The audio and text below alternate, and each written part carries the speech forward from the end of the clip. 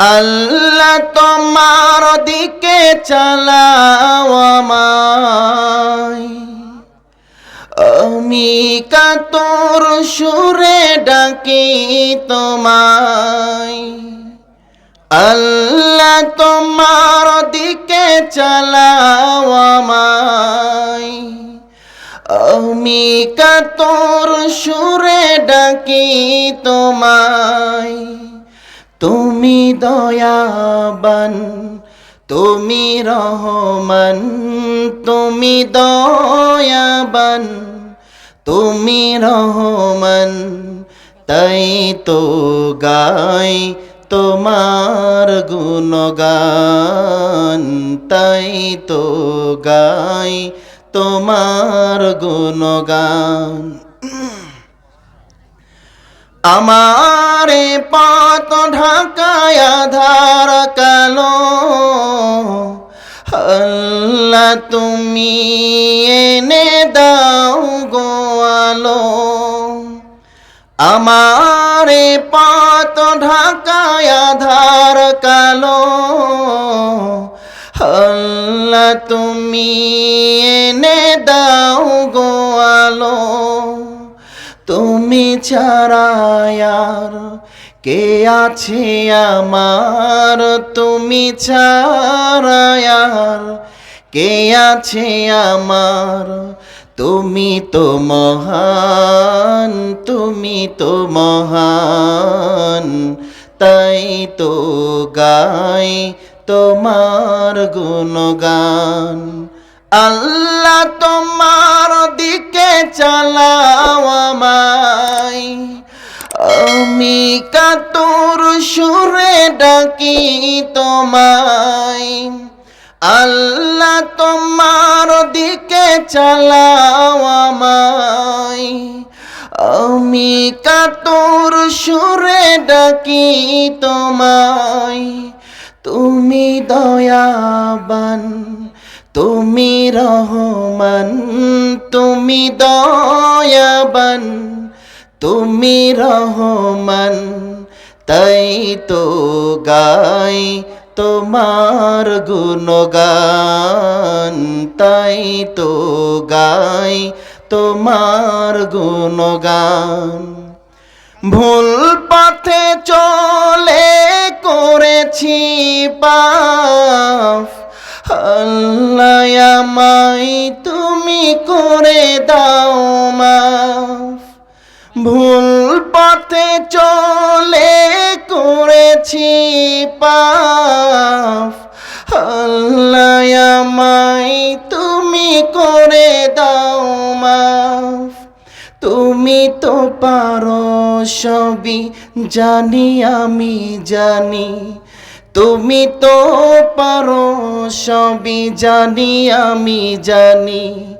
করো মেহেরবান, করো মেহেরবান, তাই তো গাই তোমার গুণগান। আল্লাহ তোমার দিকে চালাও আমায়, আমি কাতর সুরে ডাকি তোমায়। আল্লাহ তোমার দিকে চালাও আমায়, আমি কাতর সুরে ডাকি তোমায়। তুমি দয়াবান, তুমি রহমান, তুমি দয়াবান, তুমি রহমান, তাই তো গাই তোমার গুণগান, তাই তো গাই তোমার গুণগান। আল্লাহ তোমার দিকে চালাও আমায়। আমাদের দৃষ্টিকোণ দিক থেকে এই জায়গাটা ছোট হতে পারে, কিন্তু আল্লাহ রাব্বুল আলামিনের কাছে এর মর্যাদা, এর মূল্য অনেক বেশি। সুবহানাল্লাহ।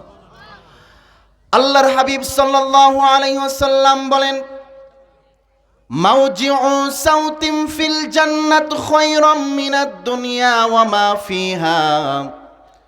জান্নাতের এক চাবুক পরিমাণ জায়গার সমতুল্য যদি পৃথিবীর কোনো জায়গার সাথে একত্রিত করা হয়, পৃথিবীর মতন 10টা পৃথিবীর জায়গাকে একত্রিত করলেও জান্নাতের এক চাবুক পরিমাণ জায়গার সমতুল্য হবে না। সুবহানাল্লাহ।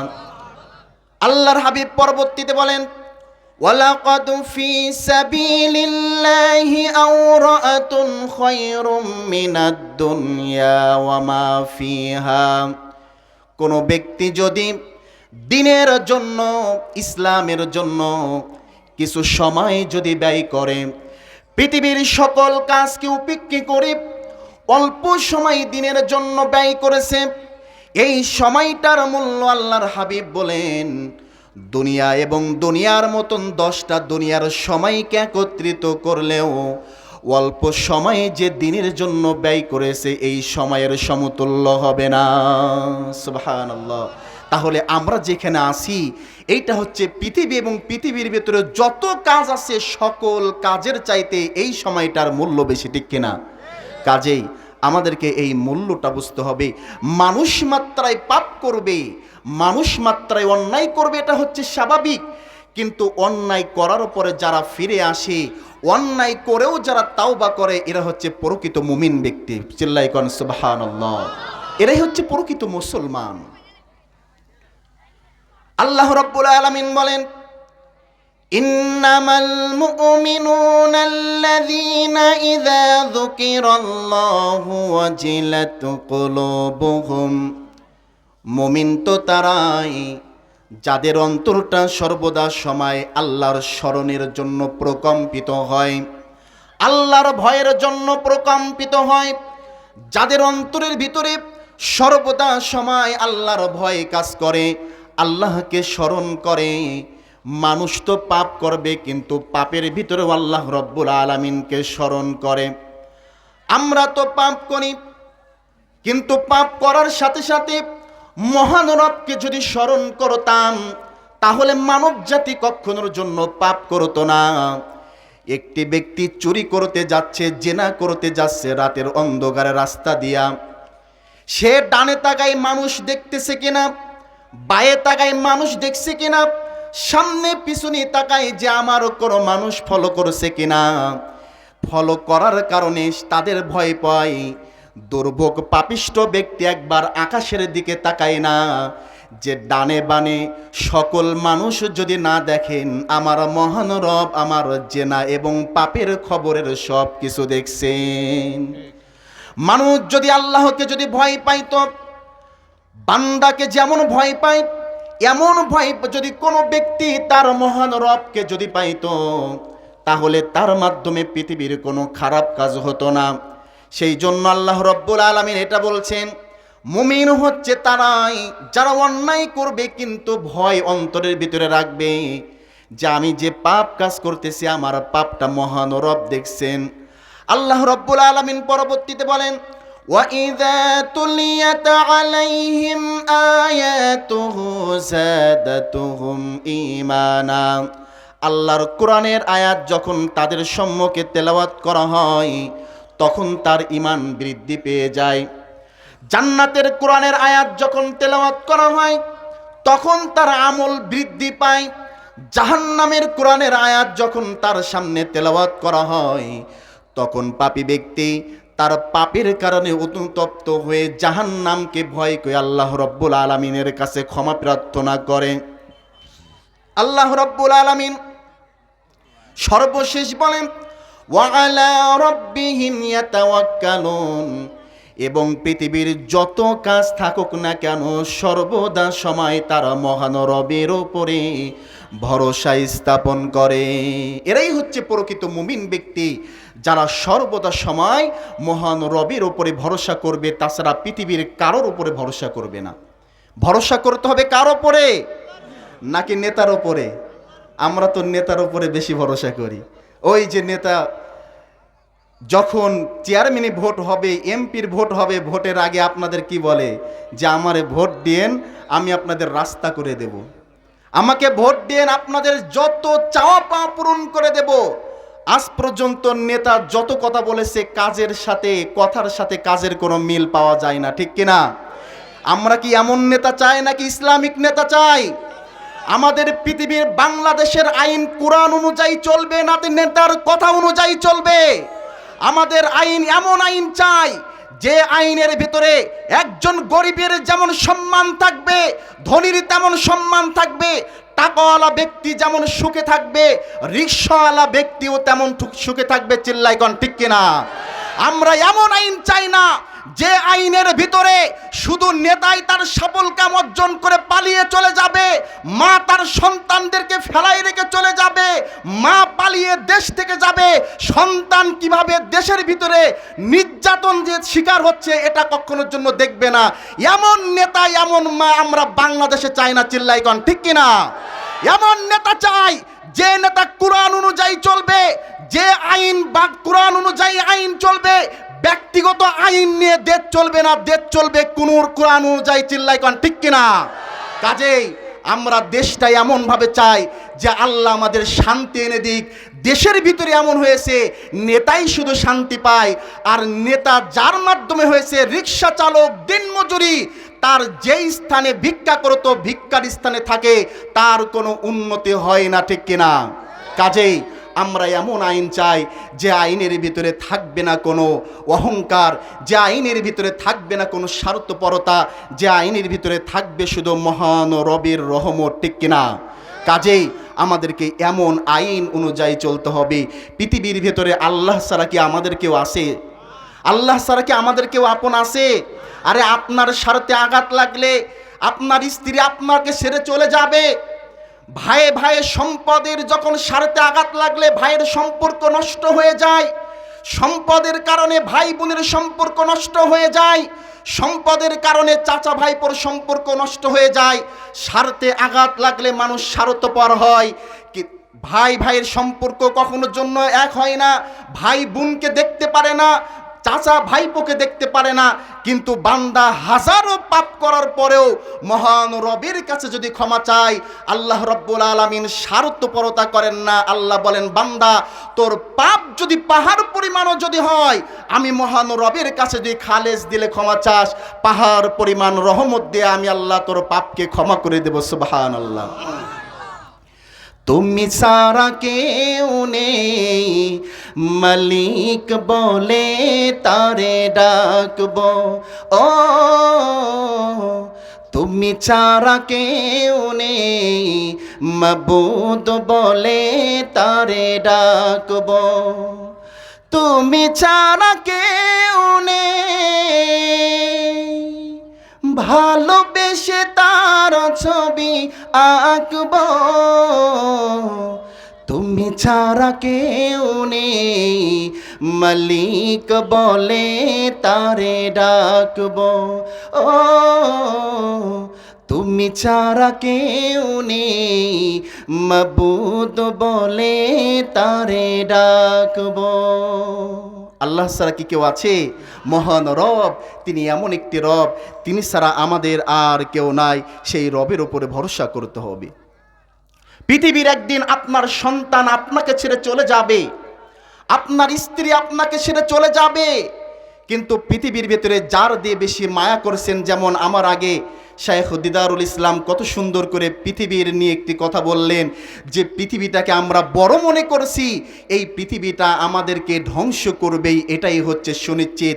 যে সন্তানের সুখের আশায় আমি হারাম উপার্জন করছি, হারাম উপার্জনের কারণে যে সম্পদ বাড়াচ্ছি, এই হারাম উপার্জন এবং সম্পদ, এই দুইটা জিনিস যদি আমরা ভালোভাবে যদি পরিচালনা না করতে পারি, তাহলে পৃথিবীর ভেতরে এই অর্থ সম্পদ এবং সন্তান আমাদেরকে ধ্বংস করে দিবে। আল্লাহ রাব্বুল আলামিন বলেন, পৃথিবীর ভেতরে সন্তান এবং সম্পদ, এই দুইটা জিনিস তোমাদের জন্য অলংকার।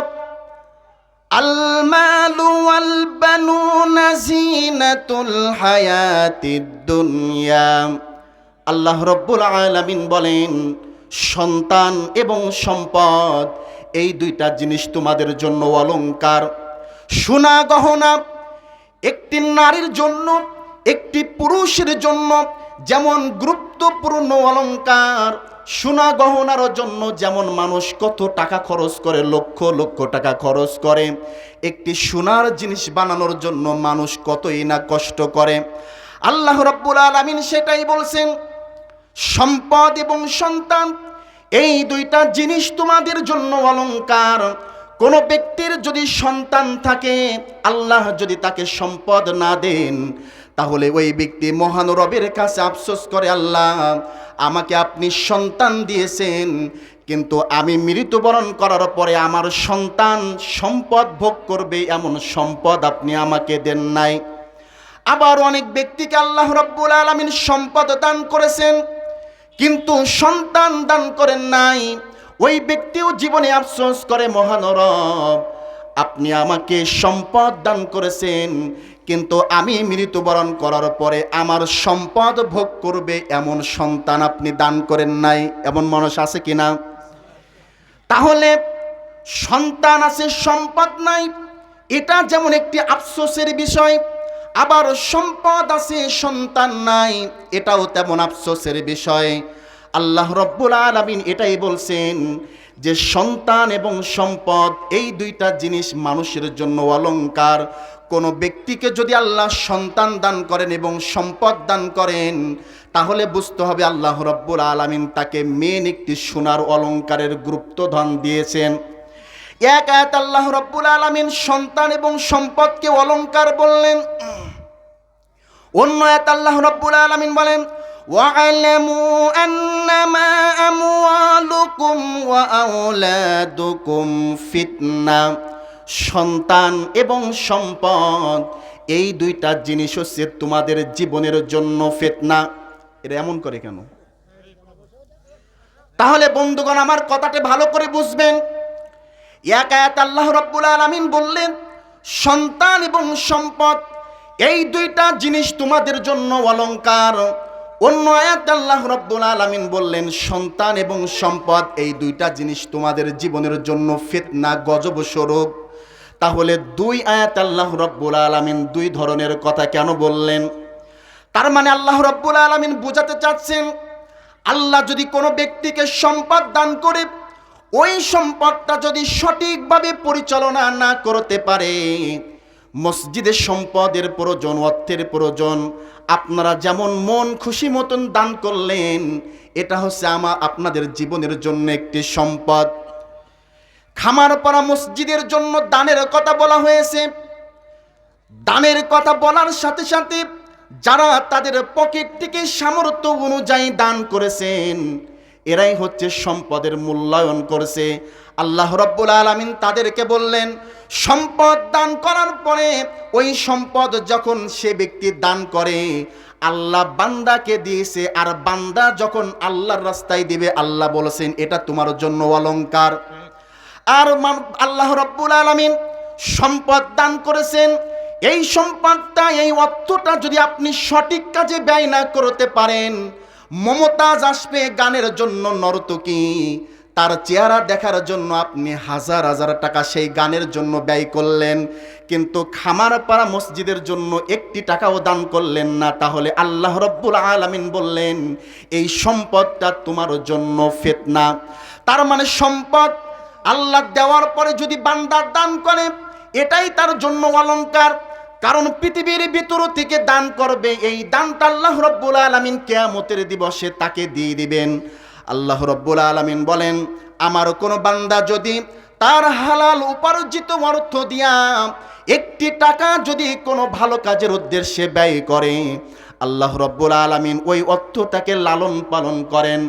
লালন পালন করতে করতে পাহাড় পরিপূর্ণ যখন হয়ে যায়, কিয়ামতের দিবসে বান্দার যেদিন অর্থ থাকবে না, এই যে অর্থটা খামারপাড়া মসজিদের জন্য দান করেছেন, এই অর্থটাই সেদিন আপনাকে জাহান্নামের হাত থেকে বাঁচিয়ে জান্নাতের ভিতরে নিয়ে যাবে। তাহলে এটা হচ্ছে অলংকার। আর দানের কথা বললো, আপনি দানই করলেন না, আপনি চিন্তা করলেন আপনার স্ত্রী অসুস্থ, আপনার ছেলে সন্তান মেয়ে সন্তানকে চাকরি করাবেন, আমি যদি মসজিদে 500 টাকা দান করি, এইটা তো চলেই গেল, আমার পকেট ফাঁকা হয়ে গেল। তার চাইতে আমি আমার স্ত্রীর জন্য, সন্তানের জন্য সঞ্চয় করে রেখে দিই। আল্লাহ বললেন ওই অর্থের ভিতরে কোনো বরকত থাকবে না, ওই অর্থটা তোমার জন্য হয়ে যাবে ফিতনা। তাহলে অর্থটা ফিতনা এবং অলংকার। এবার সন্তানের দিকে আসি।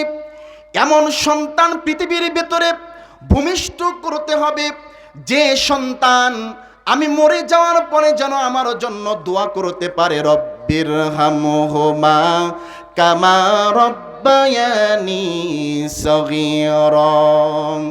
এমন সন্তান যদি আমরা পৃথিবীর ভেতরে যদি নাজিল করে যেতে পারি, পৃথিবীর ভেতরে যদি মানুষের মতন মানুষ করে যেতে পারি, আল্লাহ বললেন এই সন্তান তোমার জন্য অলংকার।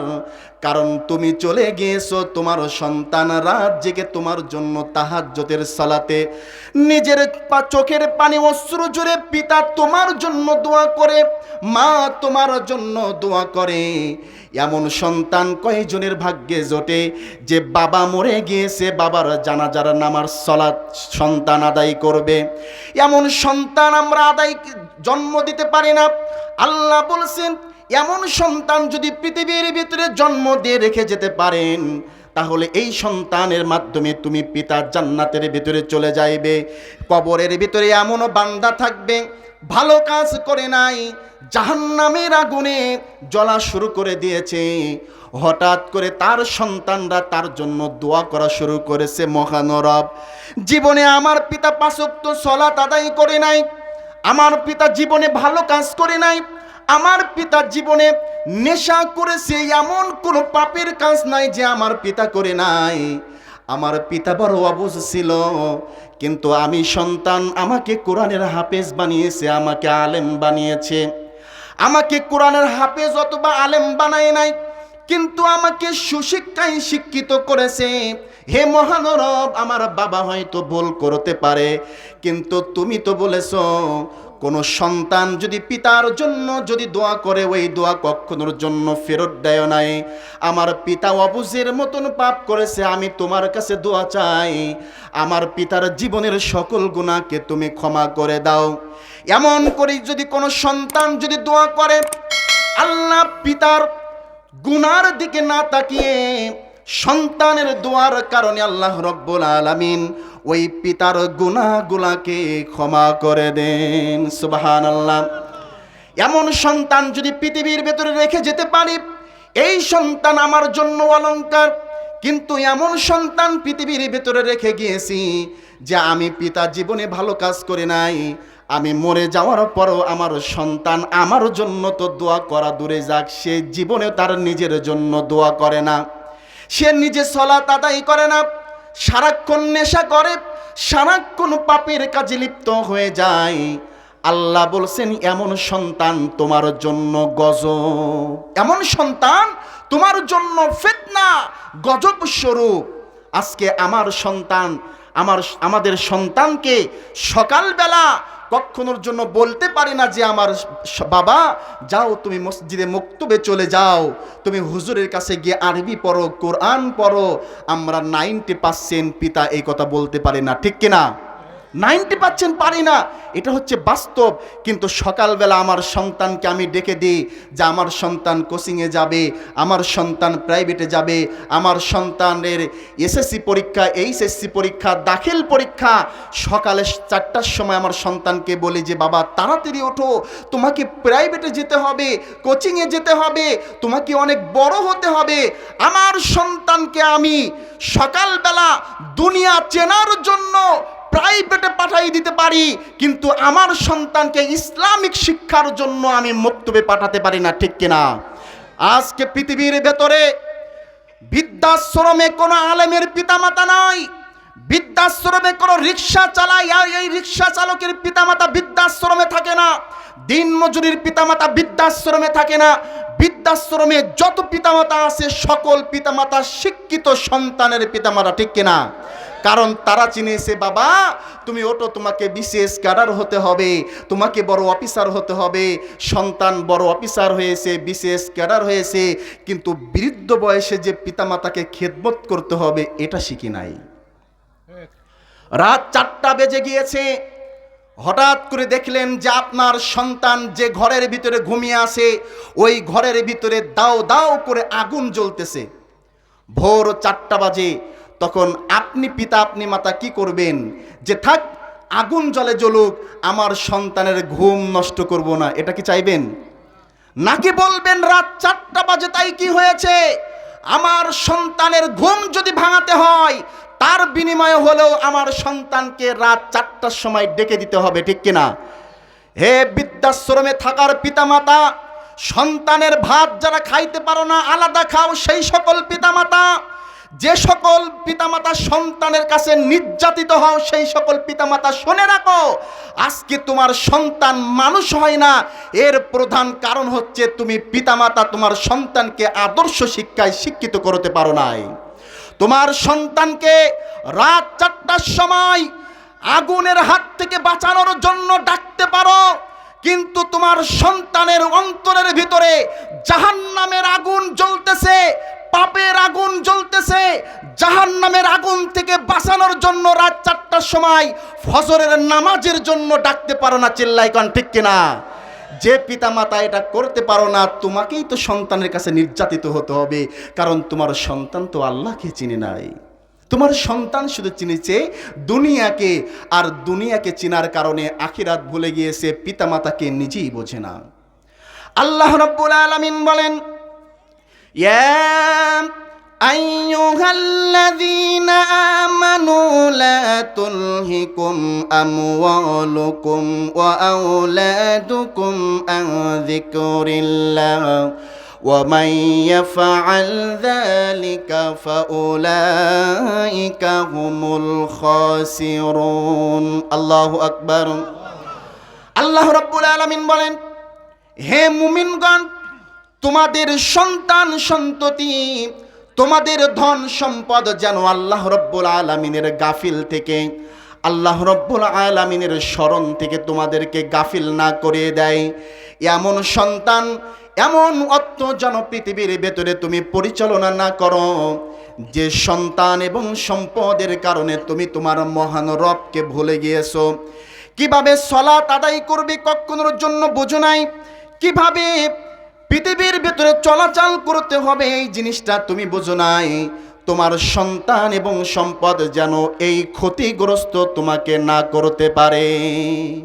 এই কারণের জন্য আমাদেরকে এমন সন্তান পৃথিবীর ভেতরে জন্ম দিতে হবে যে সন্তান আমার কথা শুনে।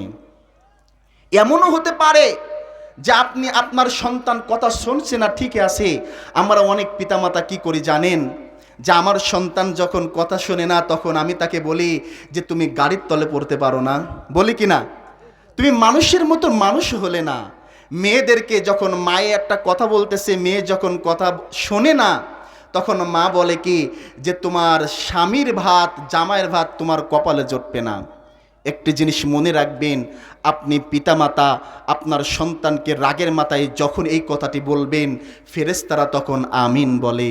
তার মানে আপনার সন্তান যদি নষ্ট হয়ে যায়, আপনি ওই যে একদিন রাগের মাথায় আপনার সন্তানকে গালি দিয়েছিলেন, আপনার সন্তানকে বদদোয়া দিয়েছিলেন, ফেরেশতারা যে আমিন বলেছিল, আর পিতামাতার দোয়া সন্তানের জন্য যে কাজে লাগে এটাই তো কবুল হয়ে গিয়েছে। আপনার মেয়ে সন্তান তার জামার বাসায় শান্তিতে তা নাই, আপনার ছেলে সন্তান মানুষের মতন মানুষ হচ্ছে না, কাজে এই বদদোয়া কখনোর জন্য দিবেন না। একটি টেকনিক আপনাদের শিখিয়ে দিয়ে যায়, আপনার ছেলে সন্তান আপনার কথা শোনে না, আপনার মেয়ে সন্তান আপনার কথা শোনে না, আপনি সুন্দর রূপে ওযু করুন, জায়নামাজের পাটি নিন, পবিত্রতা অর্জন করে 2 রাকাত সালাত আদায় করুন। 2 রাকাত সালাত শেষ করে 2 হাত তুলে মহান রবকে বলুন, হে রব, তুমি আমাকে কি সন্তান দিয়েছো, এমন সন্তান তো আমি তোমার কাছে চাই নাই যে সন্তান আমি পিতা আমার কথা শোনে না। আমি মা, আমি তো তোমার কাছে এমন মেয়ে চাই নাই যে মেয়েকে আমি বলবো এই কাজটা করো, আমার মেয়ে সেই কাজ করবে না। আমি তো তোমার কাছে এমন ছেলে চাই নাই যে ছেলেকে আমি সলাতের জন্য বলবো, ভালো কাজের জন্য বলবো, আমার ব্যবসা বাণিজ্য চাকরির কাজের সহযোগিতার জন্য বলবো, অথচ আমার সন্তান আমার কথা শুনবে না। আমি তো তোমার কাছে এমন সন্তান চাই নাই যে সন্তান আমি পিতা আমাকে আলাদা করে দেয়, আমাকে নির্যাতন করে। হে মহান রব, তুমি আমার সন্তানকে ফিরিয়ে দাও। আমি তোমার কাছে এমন সন্তান চাই যে সন্তান আমি পিতা আমাকে ভালোবাসবে, আমাকে স্নেহ করবে। মহান রব, এই সন্তানকে হয় তুমি নিয়ে নাও, নাই তুমি হেদায়েত প্রাপ্ত করে দাও। তুমি তো রব, তুমি তো মহান প্রতিপালক, তুমি তো সবই পারো। এভাবে কি দোয়া করতে পারবো না? ইনশাআল্লাহ বলেন ইনশাআল্লাহ। আমরা আমাদের সন্তানকে রাগের মাথায় না বলে রাগটা আল্লাহর সাথে ঝাড়বো। কার সাথে? আল্লাহর সাথে রাগ ঝাড়বো যে মহান রব, আপনি যেহেতু পরিবর্তন করেন, পরিবর্তন করতেই হবে। কিসের জন্য করবেন না? আপনি তো রব। কাজেই বন্ধুগণ আমার, সন্তান এর জন্য দোয়া করতে হবে। যেমন শায়খ দিদারুল ইসলাম সুন্দর করে পৃথিবীর কথাটাই বলে গিয়েছেন, যে পৃথিবীর অনীহা সম্পর্কে একটি হাদিস বলেছিলেন। কত সুন্দর করে তার বিশ্লেষণের ওপরে আমি কিছু কথা বলবো। যে পৃথিবীর ভিতরে আপনি আপনার সন্তানের জন্য, আপনি আপনার স্ত্রীর জন্য, আপনার সম্পদের জন্য পৃথিবীটাকে ধ্বংস করে ফেলছেন। পৃথিবীতেও ধ্বংস হচ্ছেন, আখিরাতেও ধ্বংস হচ্ছেন। তার প্রধান কারণ আমরা পৃথিবীটাকে মনে করেছি এই পৃথিবী হচ্ছে আমাদের জীবনের জন্য মেন, এখানে মরে যাব, আখিরাত আর কোনো কিছুই নাই। এই পৃথিবীটা হচ্ছে আমাদের জন্য স্থায়ী জায়গা, আখিরাত বলতে কোনো কিছুই নয়। আব্দুল্লাহ ইবনে ওমর রাদিয়াল্লাহু থেকে বর্ণিত, আল্লাহ রাসূল সাল্লাল্লাহু আলাইহি সাল্লাম বলেন, আব্দুল্লাহ ইবনে ওমর বলছেন, আখাযা রাসূলুল্লাহ সাল্লাল্লাহু আলাইহি সাল্লাম বিমানকিবি, আল্লাহ রাসূল একদিন আমার কাঁধে হাত রাখলেন, হাত রেখে বললেন, হে ওমর, কুম ফিদ দুনিয়া কাআন্নাকা গরিবুন আও আবিরু সাবিল। হে ওমর, দুনিয়াতে তুমি এমনভাবে চলাফেরা করো যেন তুমি আগন্তুক মুসাফির। ওমর, তুমি দুনিয়াতে স্থায়ী বসবাস করার মতন একটি ব্যক্তি মনে করো না। তুমি এমনভাবে চলাফেরা করো যে যখন তখন তুমি মৃত্যুবরণ করতে পারে। এমনভাবে চলাফেরা করো যে এই পৃথিবী থেকে তোমাকে যে কোনো একদিন চলে যাওয়া লাগবে। ওমর রাদিয়াল্লাহু তাআলা আনহু বলেন, আল্লাহ রাসূল সাল্লাল্লাহু আলাইহি ওয়াসাল্লাম যেদিন এই হাদিসটা আমাকে বললেন, সেই দিন থেকে ওমর রাদিয়াল্লাহু তাআলা আনহু তার সঙ্গীর সাথীকে বলতেন, সঙ্গীর সাথে শুনে রাখো, ইদা আমসাইতা ফালা তানতাজিস সবাব। হে সঙ্গী সাথী, আল্লাহ যদি তোমাদের জীবনে সন্ধ্যা উপনীত করে দেয়, তাহলে তোমরা সকাল পর্যন্ত বাঁচবে এই আশা আর করো না। রাতে যখন তুমি ঘুমাতে যাবে, সারাটা দিন যে অন্যায় কাজ করেছো, সারাটা দিন যে পাপ কাজ করেছো, সারাটা দিনের ভিতরে যার অর্থ ফাঁকি দিয়েছো, তাদের কাছে তুমি ক্ষমা চেয়ে নাও। কারণ কত ব্যক্তি রাতে ঘুমায়, সকালবেলা আর তাদের ঘুম ভাঙে না। রাতে ঘুম ভাঙলে সকাল, না ভাঙলে পরকাল। নিয়াত করে ঘুমায়, কিন্তু আল্লাহ রব্বুল আলামিন সকাল পর্যন্ত তাদেরকে আর বাঁচায় না। কত সুন্দর কথা বললেন। আল্লাহ যদি তোমাদের জীবনে সন্ধ্যা উপনীত করে দেয়, তোমরা সকালের আশা আর করো না। ওয়াইদা আসবাহাতা ফালা তানতাদিল মাসা। কোন পর্যায়ে যদি মহান রব তোমাদের জীবনে যদি সকাল উপনীত করে দেয়, তাহলে সন্ধ্যা পর্যন্ত বাঁচবে এই আশা আর করো না। পৃথিবীর ভেতরে কত ব্যক্তি আছে সকালবেলা বাসা থেকে চাকরির উদ্দেশ্যে বাইর হয়, আর ওই ব্যক্তি বাসাতে ফিরতে পারে না। কত ব্যক্তি ব্যবসার জন্য বাইর হয়ে যায়, গাড়ি অ্যাক্সিডেন্টে মারা যায়। কত ব্যক্তি বাসা থেকে রিজিকের জন্য বাহির হয়ে যায়, আর সেই ব্যক্তি বাসাতে ফিরতে পারে না। কাজেই তোমরা এমনভাবে চলাফেরা করো যে সন্ধ্যা পর্যন্ত বাঁচবে, এই নিয়াত তোমরা অন্তরের ভেতরে রেখো না। এমনভাবে চলাফেরা করো যে কোনো টাইমে তুমি মৃত্যুবরণ করতে পারো, এই নিয়াত রেখে কোনো ব্যক্তির অর্থ ফাঁকি দিও না, কোনো ব্যক্তির সম্পদ ফাঁকি দিও না, কোনো ব্যক্তিকে কষ্ট দিও না। কারণ এমন অন্যায় কাজ তুমি করো না যে অন্যায় কাজ করার পরে তুমি তাওবা করার সুযোগও পাবে না। পরবর্তীতে বললেন, ওয়াখুয মিন সিহাতিকা লিমারাজিক। আল্লাহ তোমাকে সুস্থতা রেখেছে, অসুস্থ হওয়ার আগে তুমি বেশি বেশি করে তাওবা করে নাও। কারণ অনেক ব্যক্তি অসুস্থ আছে, তারা আর সুস্থ হওয়ার মতন কোনো সামর্থ্য নাই। গাইবান্ধার মেডিকেলে গিয়ে দেখেন, বা আপনাদের এখানে যত ক্লিনিক আছে, ওই ক্লিনিক মেডিকেলে দেখলে বোঝা যায় কত ব্যক্তি অসুস্থ আছে। তাকে যদি বলা হয় যে খামারপাড়া মসজিদে 1,00,000 টাকা দান করতে হবে, তার বিনিময়ে আল্লাহ তোমাকে সুস্থতা দান করবে, ওই ব্যক্তি চিন্তা করবে 1,00,000 টাকা কেন, আমাকে যদি 2,00,000 টাকা দিতে হয়, তারপরেও যদি মহান রব আমাকে সুস্থতা দান করেন আমি সেটাই করব। তার মানে অসুস্থ এই জিনিসটা কত ক্ষতিকর জিনিস, যাদের হয়েছে তারাই বোঝে। যুবক হে মুসলমান শুনে রাখো, আল্লাহ তোমাকে এখন সুস্থতা রেখেছে, তুমি মুয়াজ্জিনের আজান শুনে মসজিদে যেতে পারো না, তুমি এখন ভালো কাজ করতে পারো না।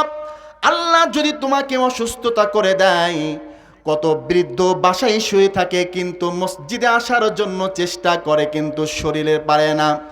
কত অসুস্থ নারী পুরুষ আছে যারা ভালো কাজ করার নিয়াত করার জন্য চেষ্টা করে কিন্তু শরীরে পারে না, হাঁটাচলা করতে পারে না, বিছানা থেকে উঠতে পারে না।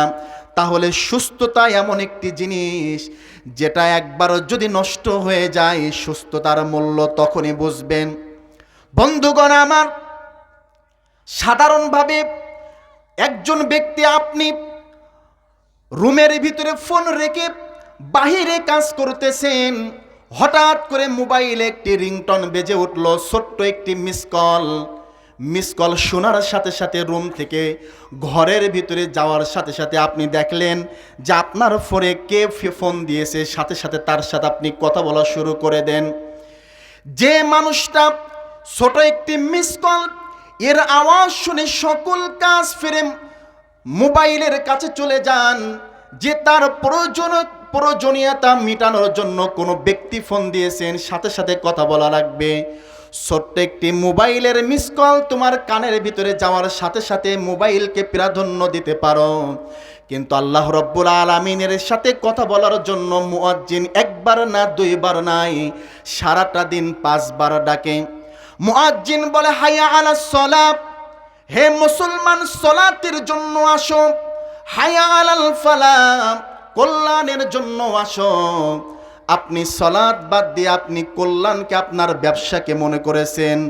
আল্লাহ বলছেন বান্দা কল্যাণ হচ্ছে নামাজের ভিতরে, আর আপনি বলছেন আল্লাহ আপনার কথা বাদ, কল্যাণ হচ্ছে ব্যবসার ভিতরে, কল্যাণ হচ্ছে চাকরির ভিতরে, কল্যাণ হচ্ছে রিজিকের ভিতরে। তাহলে আল্লাহ রব্বুল আলামিনের সাথে আপনি নাফরমানি করলেন, সালাতটা ছেড়ে দিয়া আপনি যে নাফরমানি করলেন, যেদিন মহান রব এর হিসাব নিবে সেই দিন আপনি বুঝবেন যে কিসের জন্য সালাত আদায় করলেন না। মহান রব সালাতের হিসাব যদি নেয় তাহলে সেদিন আপনি বুঝবেন, কারণ সালাত এমন একটি ইবাদত। আল্লাহ রাসূল সাল্লাল্লাহু আলাইহি সাল্লাম বলেন, মান তারাকাস সালাতা মুতাআম্মিদান ফাকাদ কাফারা, কোন ব্যক্তি যদি এক ওয়াক্ত সালাত ইচ্ছাকৃতভাবে যদি পরিত্যাগ করে সে ব্যক্তি কাফের হয়ে গেল। বাইনাল আবদি ওয়া বাইনাল কুফরি তারকুস সালাত, মুসলিম এবং অমুসলিমের ভেতরে পার্থক্য সালাত। আর আপনি সেই সালাতকে বাদ দিলেন। মুসলমান এবং অমুসলিম, আমরা মুসলমান এবং হিন্দুর ভেতরে কি পার্থক্য আছে? চায়ের স্টলে বসে থাকি, মসজিদে মুয়াজ্জিন আজান দেয়, আমিও মসজিদে যাই না, হিন্দুও যায় না। হিন্দুর বাসায়ও টিভি সিরিয়াল চলে, আমার বাসায়ও টিভি সিরিয়াল চলে। হিন্দুর বাসায় গান বাজনা চলে, আমার বাসায় গান বাজনা চলে। তাহলে হিন্দুর ভেতরে আমার ভেতরে পার্থক্য আছে? কাজেই সালাত আদায় করতে হবে। কেমন করে ঘুমাও তুমি ও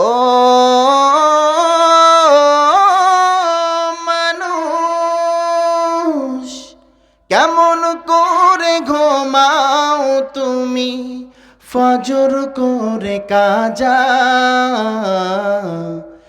এমনও তো হতে পারে জোহরে জানাজা তোমার, এমনও তো হতে পারে আসরে জানাজা। মুসলিম হয় না জন্ম নিলে মুসলমানের ঘরে, কাফের মুমিন তফাতি হয় সালাতের উপরে, মানুষ সালাতের উপরে। মুসলিম হই না জন্ম নিলে মুসলমানের ঘরে, কাফের মুমিন তফাতি হয় সালাতের উপরে, মানুষ সালাতের উপরে। জীবন গেলেও সালাত কবু, জীবন গেলেও নামাজ কবু হয় না যেন কাজা। এমনও তো হতে পারে জোহরে জানাজা তোমার, এমনও তো হতে পারে আসরে জানাজা। বেনামাজির লাশ কবরেতে রাখিবে যখন, মাটির চাপে পাজরের হার ভাঙবে রে তখন, মানুষ ভাঙবে রে তখন। বেনামাজির লাশ কবরেতে রাখিবে যখন, মাটির চাপে পাজরের হার ভাঙবে রে তখন, মানুষ ভাঙবে রে তখন। বিষাক্ত ওই সাপের সবল, বিষাক্ত ওই সাপের সবল, বেনামাজির সাজা। এমনও তো হতে পারে জোহরে জানাজা তোমার, এমনও তো হতে পারে আসরে জানাজা। কেমন করে ঘুমাও তুমি, কেমন করে ঘুমাও তুমি, ফজর করে কাজা। এমনও তো হতে পারে জোহরে জানাজা তোমার, এমনও তো হতে পারে আসরে জানাজা। ঠিক কিনা? তাহলে সলাৎকে আমরা ছাড়বো? বলেন হুজুর এখানে বলবো তাই কি বাসায় গেলে যা তাই? কারণ যখন জানাজার সলাৎ হয় তখন মনে করেন মনটা বড় কবরের কথা স্মরণ হয়ে যায়, আহারে আমাকে মরতে হবে।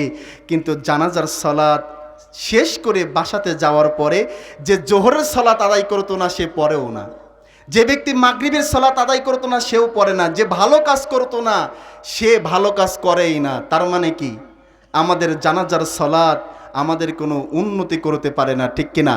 কাজেই আজকে শক্তি আছে, আজকে যদি সলাৎ আদায় না করি এমনও সময় আসবে শরীরের ভিতরে শক্তি থাকবে, শক্তি চলে যাবে, কিন্তু ইচ্ছা করেও সলাৎ আদায়ের জন্য মসজিদে যেতে পারবো না, ঠিক কিনা? কাজেই আল্লাহ ওমর রাদিয়াল্লাহু তাআলা আনহু বললেন যে ওয়াখুযু মিন সিহাতিকা লিমারজিক, আল্লাহ তোমাকে সুস্থতা দান করেছেন, অসুস্থ হয়ে যাওয়ার আগে তুমি বেশি বেশি করে আমল করে নাও। সর্বশেষ বললেন ওয়ামিন হায়াতিকাল লিমাউতিক, মৃত্যুবরণ করার আগে তুমি জীবনের কথা চিন্তা করো। কারণ অনেক ব্যক্তি মারা গিয়েছে তারা ইচ্ছা করে আর ভালো কাজ করতে পারে না, অনেক ব্যক্তি মারা গিয়েছে তাওবা করার সুযোগ পায় নাই, অনেক ব্যক্তি ভালো হতে চেয়েছিল কিন্তু হায়াত শেষ হয়ে যাওয়ার কারণে তাদের কবরের ভিতরে আজকে আযাব হচ্ছে, ঠিক কিনা? আপনাদের কবরবাসী দেখেন, কবরের ভিতরে অনেক নারী আছে, অনেক পুরুষ আছে যাদের আফসোসের শেষ নাই। রাতে ঘুমিয়েছিল, নিয়াত করেছিল সকাল থেকে ভালো হয়ে যাব, সেই সকাল তাদের নসিবে আর আসে নাই। জোহরের সময় নিয়াত করেছিল আসর থেকে ভালো হয়ে যাব, সেই আসর তাদের নসিবে আর আসে নাই। অনেক ব্যক্তি এই জুমায় ভালো হতে পারে না, নিয়াত করেছিল আগামী জুমায় ভালো হয়ে যাব, সেই জুমা তাদের নসিবে আর আসে নাই। এই রমজানে ভালো হতে পারে নাই, নিয়াত করেছিল আগামী রমজানে ভালো হয়ে যাব, সেই আগামী রমজান তাদের নসিবে আসে নাই। তাদের নিয়াত ঠিক ছিল কিন্তু হায়াত না থাকার কারণে তাদের কবরের ভিতরে আজকে আযাবের শিকার হতে হচ্ছে। কাজেই বন্ধুগণ আমার, আমি আপনি এখানে আসি, আমরা যে বেঁচে থাকবো এর কোনো নিশ্চয়তা আছে? তাহলে যতক্ষণ থাকতে হবে আমলের উপরে নিয়াত করতে হবে, মহান রব পাপ যদি করে থাকি তাওবা না করা পর্যন্ত তুমি আমার মৃত্যুবরণ করেও না, ঠিক কিনা? আমরা কি আল্লাহর কাছে ওয়াদা করতে পারবো না? আমরা কি পাপ করব? কি আমি কি শেষ করে দেব নাকি? থাকবেন আরো সামনে, এখনো উত্তম বিষয়, অনেক গুরুত্বপূর্ণ বিষয় আছে, এখন আমি মেন পয়েন্টে যাই নাই। অনেক ব্যক্তি আছে যারা পৃথিবীটাকে অনেক বড় মনে করেছে যে আমরা মরবই না, মানে তাদের জীবনটা এমন হয়েছে যে আমরা মরবও না, যতদিন অর্থ সম্পদ আছে খাইব তারপরে মৃত্যুবরণ করব, কিন্তু মৃত্যুবরণ করার পরেও মহান রব আমাদেরকে আর জীবিত করবেন না। মরে যাওয়ার পরে আমাদের হাড্ডি মাংস মাটির সাথে মিশে যাবে, মহান রব আর আমাদের উত্তোলন করতে পারবেন না। আল্লাহ রাব্বুল আলামিন বলেন, এক শ্রেণীর বান্দা আছে যারা পৃথিবী থেকে পরকালের কথা স্মরণ করে না, তারা মনে করে পৃথিবীর জিন্দেগিটা আমার জীবনের জন্য শুরু এবং শেষ। তারা বলে, ক্বালু মা হিয়া ইল্লা হায়াতুনাদ দুনিয়া নামুতু ওয়া নাহইয়া ওয়া মা ইহলিকুনা ইল্লাদ দাহর। আল্লাহ রাব্বুল আলামিন বলেন, এক শ্রেণীর বান্দা আছে যারা পৃথিবীটাকে বড় মনে করেছে, যারা মনে করে যে এই পৃথিবী আমাদের জীবনের জন্য শেষ, আমরা মৃত্যুবরণ করব, কবরের ভিতরে চলে যাব, আমাদের মাংস হাড্ডি সব কিছু মাটির সাথে মিশে যাবে, আল্লাহ রাব্বুল আলামিন আর আমাদেরকে জিন্দা করতে পারবেন না। আল্লাহ রাব্বুল আলামিন বলেন, বান্দা তোমাদের যাদের নিয়াত আছে, কুলিল্লাহু ইহয়িকুম সুম্মা ইউমীতুকুম সুম্মা ইয়াজমাউকুম ইলা ইয়াউমিল কিয়ামাতি লা রাইবা ফীহ। তোমরা যারা মনে করো আর জীবিত হবে না, আমি আল্লাহ রাব্বুল আলামিন তোমাদেরকে জীবন দান করেছি, তোমাদেরকে আবার মৃত্যুবরণ করাবো, মৃত্যুবরণ করার পরে আমি আল্লাহ রাব্বুল আলামিন তোমাদেরকে আবার জীবিত করব। তোমরা যারা মনে করো পৃথিবীর ভেতর থেকে চলে যাওয়ার পরে আর কিয়ামতের দিন উঠবো না, তারা শুনে রাখো, হাল আতা আলাল ইনসানি হিলুম মিনাদ দাহরি লাম ইয়াকুন শাইআম মাযকুরা। বান্দা শুনে রাখো, এক সময় তুমি নিষ্প্রাণ ছিলে, তোমার কোনো অস্তিত্ব ছিল না, তোমার নাম কি, তোমার জ্ঞান কি, তোমার বংশ কি, কোনো কিছুই ছিল না। সেখান থেকে আমি আল্লাহ রাব্বুল আলামিন, ইন্না খলাকনাল ইনসানা মিন নুতফাতিন আমশাজ নাবতালিহি ফাজআলনাহু সামিআম বাসীরা। আমি আল্লাহ রাব্বুল আলামিন তোমাকে সৃষ্টি করেছি শুক্রবিন্দু থেকে, এবং আমি তোমাকে পরীক্ষা করব বিদায় তোমাকে দৃষ্টি সম্পূর্ণ আমি তোমাকে করেছি।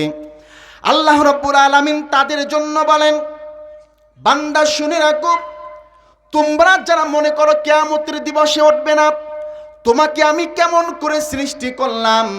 আলাম ইয়াকুন নুতফাতাম মিন মানি ইমনা, মাতৃগর্ভের ভিতরে তুমি সামান্য এক ফোঁটা বীর্য ছিলে, এক ফোঁটা পানি ছিলে।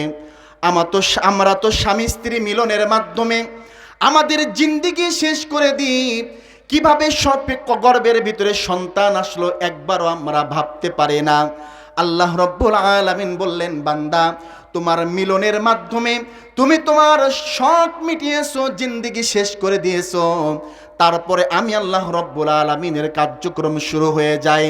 আল্লাহ রাব্বুল আলামিন বলেন, আলাম ইয়াকুন নুতফাতাম মিন মানি ইমনা, মাতৃগর্ভের ভিতরে তুমি এক ফোঁটা বীর্য ছিলে, পানি ছিলে, সেখান থেকে আমি আল্লাহ রাব্বুল আলামিন সুম্মা কানা আলাকাতান ফাখলাকা ফাসাওয়া, আমি সেখান থেকে মাতৃগর্ভের ভিতরে তোমাকে মাংস রূপে সৃষ্টি করেছি। কোথায় চক্ষু দিতে হবে, কোথায় কান দিতে হবে, কোথায় হাড্ডি দিতে হবে, কোথায় হাত দিতে হবে, পা দিতে হবে, এটা আমি আল্লাহ রাব্বুল আলামিন নির্ধারণ করে তোমাকে সুন্দর রূপে সৃষ্টি করলাম। বান্দা শুনে রাখো, পৃথিবীর ভেতরে আমি আকাশ সৃষ্টি করে কোরআনের কোথাও বললাম না আমি সুন্দর করে সৃষ্টি করেছি। পাহাড় সৃষ্টি করে কোরআনের ভিতরে কোথাও বললাম না আমি পাহাড় সুন্দর করে সৃষ্টি করেছি। কিন্তু মানুষ তুমি 3 হাত, আমি তোমাকে সৃষ্টি করে কোরআনের এক জায়গায় নাই, 2টা নয়, 4টা কসম করে বলেছি বান্দা আমি তোমাকে সুন্দর করে সৃষ্টি করেছি। সুবহানাল্লাহ। আল্লাহ বললেন তিন ফলের কসম, ওয়াজাইতুন, জাইতুন ফলের কসম, ওয়াতুরি সিনিন, সিনাই পর্বতের কসম, ওয়াহাদাল বালাদিল আমিন, পবিত্র মক্কা নগরের কসম কে বলেন? লাকাদ খলাকনাল ইনসানা ফি আহসানি তাকওয়িম, আমি আল্লাহ রাব্বুল আলামিন বান্দা তোকে সুন্দর করে সৃষ্টি করেছি। সুবহানাল্লাহ। আল্লাহ রাব্বুল আলামিন প্রথমে কত সুন্দর করে বললেন, সামান্য বীর্য থেকে কোথায় হাড্ডি দিতে হবে, কোথায় মাংস দিতে হবে, কোথায় চক্ষু কান দিতে হবে নির্ধারণ করলাম। আল্লাহ যদি নাকটাকে সামনে না দিয়ে যদি মাথার পিছনে দিত তাহলে কেমন লাগতো? কোনো খাদ্য নিয়ে গালে দেওয়ার আগে পিছনে নাককে বলা হতো, হে নাক এই খাবারটা খাওয়া যাবে কিনা, নাক তুমি দেখো, নাক তুমি বলে দাও। নাক যখন বলতো যে এই খাবারটা খাওয়া যাবে, তখন হাতটা সামনে নিয়ে আমরা গালকে বলতাম, গাল তুমি এবার খাও। কিন্তু আল্লাহ রাব্বুল আলামিন মানব জাতিকে এত সুন্দর করে সৃষ্টি করলেন, বান্দা কোনো খাবার গালের ভিতরে নেওয়ার আগেই নাক বলে দেয় যে এই খাবারটা খাওয়া যাবে কি যাবে না, ঠিক কিনা? আল্লাহ রাব্বুল আলামিন সেটাই বললেন, সুম্মা কানা আলাকাতান ফাখলাকা ফাসাওয়া, মাতৃগর্ভের ভিতরে কোথায় হাড্ডি দিতে হবে, কোথায় অস্ত্র দিতে হবে, কোথায় কান দিতে হবে, নাক দিতে হবে, আমি আল্লাহ রাব্বুল আলামিন নির্ধারণ করলাম। ফাজাআলা মিনহু যাওজাইনি যাকারা ওয়াল উনসা, এবং মাতৃগর্ভের ভিতরে ছেলে সন্তান হবে নাকি মেয়ে সন্তান হবে সেটা আমি আল্লাহ রাব্বুল আলামিন নির্ধারণ করলাম। আল্লাহ তাদের উদ্দেশ্যে বললেন, বান্দা তোমরা যারা মনে করেছিলে যে পৃথিবীর ভিতরে আমরা একবার মৃত্যুবরণ করলে মহান রব আমাদেরকে তুলতে পারবেন না, তোমাদের প্রথম সৃষ্টি করতে তো আমার মহান রবের একটু কষ্ট হয়ে নাই। সামান্য বীর্য থেকে যদি মানুষ রূপে আমি সৃষ্টি করতে পারি, তোমরা তো মানুষ রূপে সৃষ্টি হয়ে মৃত্যুবরণ করবে। কিয়ামতের দিবসে শুধু তো তোমাদের হাড্ডি এবং তোমাদের সকল পাশপাতির জোড়া লাগাতে হবে, এই ছাড়া আমি আল্লাহ রাব্বুল আলামিনের তো কোনো কষ্ট নাই। আমি আল্লাহ রাব্বুল আলামিন এত কিছু জোর দিয়ে করতে পারি। আলাইসা যালিকা বিকাদিরিন আলা আন ইউহইয়াল মাউতা, এত কিছু যদি করতে পারি তাহলে কি তোমাদেরকে আবার আমি কবর থেকে জিন্দা করতে পারবো না? অবশ্যই মহান রব আমাদেরকে জীবিত করবেন। আসলে পৃথিবীতে আমাদের মাঝে মাঝে মনে হয় যে পৃথিবীর জীবনটা কেমন জীবন। আপনি একবার ভেবে দেখবেন, আজকে বাসাতে যাওয়ার পরে বালিশে মাথা দিয়ে চিন্তা করবেন, আহারে এক সময় আমরা যা একসাথে লেখাপড়া করেছি, আমাদের মাঝ থেকে কত ব্যক্তি চলে গিয়েছে, আমার বাবা চলে গিয়েছে, আমার মা চলে গিয়েছে, কত ব্যক্তির সন্তান চলে গিয়েছে, আমাকেও তো একদিন চলে যেতে হবে। বালিশের মাথায় হাত দিয়ে আপনি চিন্তা